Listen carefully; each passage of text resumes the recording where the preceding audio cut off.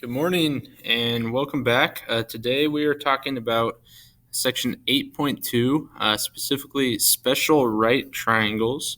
Okay, and this is something we haven't talked about yet. There are a couple different types, and today we're going to look at one of them. So a special right triangle is some sort of right triangle with some regular feature about it that makes calculations on the triangle easier. Now, there are two specific ones. Today we're going to talk about one, tomorrow we'll talk about the other. The one we're talking about today is the 45-45-90 triangle. Okay, so if we look here, the 45-45-90 triangle, and in this case, the hypotenuse is always square root of 2 times as long as each leg. Now, if we think about it, if it's 45-45-90, first off, those three add up to 180, so we're good there. We also know if two of the angles are the same, we know two of the sides are the same, which means it's an isosceles triangle. So in this case, if each of the legs was a length of 1, then the hypotenuse would be square root of 2. Okay, whatever the leg is, if we times that by square root of 2, we get what the hypotenuse is. So 1 times square root of 2 gives us square root of 2. And this is always the case. If I make this bigger or smaller, the angles will stay the same. So as I drag it, it gets bigger. As this corner comes out, this corner would also get bigger. It's not going to actually change anything about the ratios, right? So the ratios, the proportions will stay the same.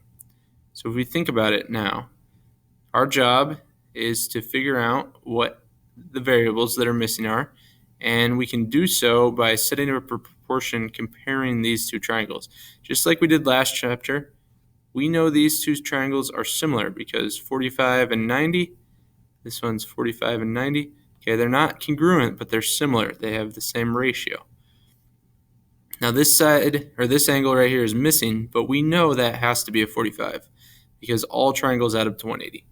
So if you think about it, when we set this problem up to solve, we can start with x over 7, and I'm just setting up a ratio of those two. Now, this is kind of our template up here. This is the one we can compare every 45, 45, 90 triangle to, because we always know this will be true. This will be the ratio. So if we think about it, if the x is the hypotenuse, that lines up with the square root of 2. So over here, I'm going to put the square root of 2 on top. Now here, 7 is the leg. I'm going to line that up with the leg, which is 1. And now from here, we can simply cross multiply. X times 1 is just x. And 7 times square root of 2 would give us 7 square root of 2. And we are done. Now, example 2. We're finding x once again. Over here, once again, there's a 45 degree, so we know it's a 45-45-90 triangle. This is one of the legs. The y is going to be our hypotenuse, but the x is one of the legs. We always know on a 45-45-90 triangle, the legs are the same. So since this leg is 20, we know that x will also be 20. We don't even really have to calculate anything. We just know it's a isosceles triangle. Those will be the same. Now, to find y, you can once again just set this up. So in our case now, it's going to be y over 20 equals the y was the hypotenuse, so that pairs up with the square root of 2. The 20 is the leg, so that pairs up with the 1. We cross multiply, we get y equals 20 square root of 2. Now, some of you might be noticing, I also could have just multiplied whatever the leg is by square root of 2. That does work, and on these it's pretty easy. Sometimes it will get a little more complicated, so this method is pretty good, setting up the proportions. It uses what we learned last semester. It will always work. However, you can also do it that way. Just sometimes it gets a little more complicated. So if we look here at the next one, this time we are missing both of the legs. So I don't know what x or y are, but I know they'll be the same, whatever they are.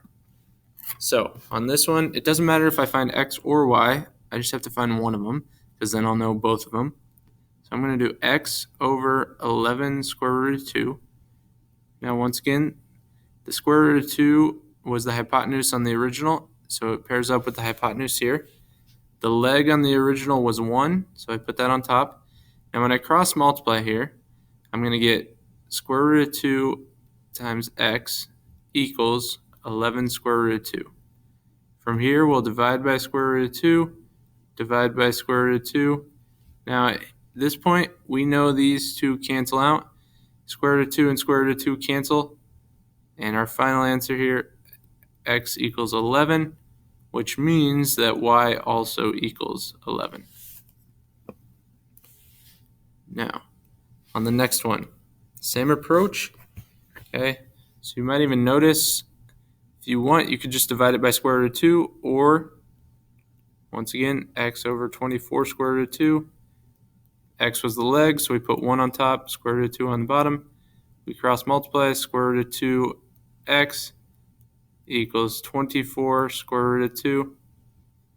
We divide by square root of 2, divide by square root of 2, and these will cancel. This will cancel out nicely for us, and we will get x to equal 24, y equals 24 as well, because they are both the legs, they are the same. All right. We got two more like this, and then these last two, it'll change things a little bit. Okay, so on this following one, once again, we know the legs are the same, so we know that y will equal 17. As we said, all we have to do is take the leg and multiply it by square root of 2. We get the hypotenuse. So x will equal 17 square root of 2. Once again, if you're not sure how I did that, feel free to set up one of these. So it'd be like x over 17 equals square root of 2 over 1, and then cross multiply, and you'll get that same answer. Okay, the final one then, that's like this, the simple one, we know that both u and v will both have to equal 13. Is if I divide both of the hypotenuse by square root of 2, it'll cancel out, and I'll be left with just 13. Now, these ones, pretty common, pretty simple. If we get to 7 and 8, they get a little bit more difficult. And the reason why is because before our hypotenuse, either we've been solving for it or it's had a square root of 2 with it. Okay, it's made it pretty easy for us to solve. Sometimes that's not the case though. So even though that's the ratio, it's not always going to have a square root of 2.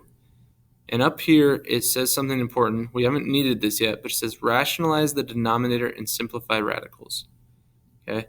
Now, what that means is we cannot have a square root on the bottom. Okay, so the denominator we know is on the bottom of a fraction. We can't keep a square root on the bottom. There has to be a rational number on the bottom. So we'll talk about how to take care of that.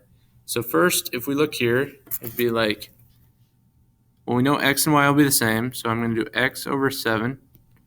Now, x is comparable to 1, and we have the square root of 2 is comparable to the hypotenuse.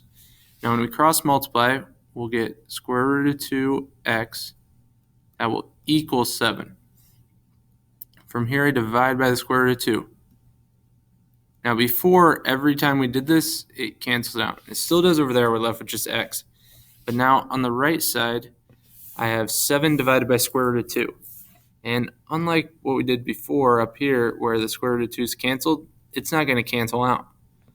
We can't leave a square root on the bottom. So this is where we have to do something called rationalize the denominator. The easiest way to do this is whatever's on the bottom there, whatever's in that square root, multiply it by the square root of 2 over the square root of 2. We chose that 2 because it was the square root of 2. So whatever's down there, you multiply it by the same number on top and bottom. The reason I can do that, if we think about it, square root of 2 divided by square root of 2 is 1. Any number times 1, it doesn't change. So 7 times 1 is still 7. 200 times 1 is 200. 346.2 times 1 is 346.2. So since we are multiplying it by 1, we're not actually changing the number. We're just changing how it looks to us, and it'll look nicer. Okay, so as I multiply across the top and the bottom, across the top I'll get 7 square root of 2. Across the bottom, square root of 2 times square root of 2, hopefully you remember from last week, is 2. And now we know that x is 7 square root of 2 over 2. And that is also going to be what y is equal to because they are both the legs, so they are congruent. Okay, one more here. Same approach, this time it's a 4. So I'm going to do the same thing. I'm going to set up x over 4 equals 1 over square root of 2. Okay, the hypotenuse is on the bottom, which means the square root of 2, which compared to the hypotenuse up here, also has to be on the bottom.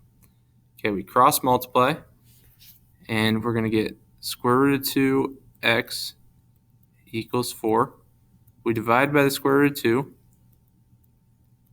Once again, these cancel on the left. Now, some of you might be tempted. You're saying 2 goes into 4.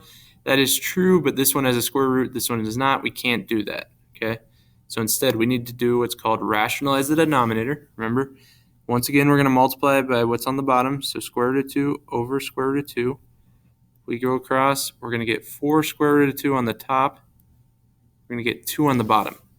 Now, last time we were done. This time, we have to simplify. So there's a 2 on the bottom. That 2 can go into 4 evenly. So if we think about it, 2 goes into 2 one time, 2 goes into 4 two times.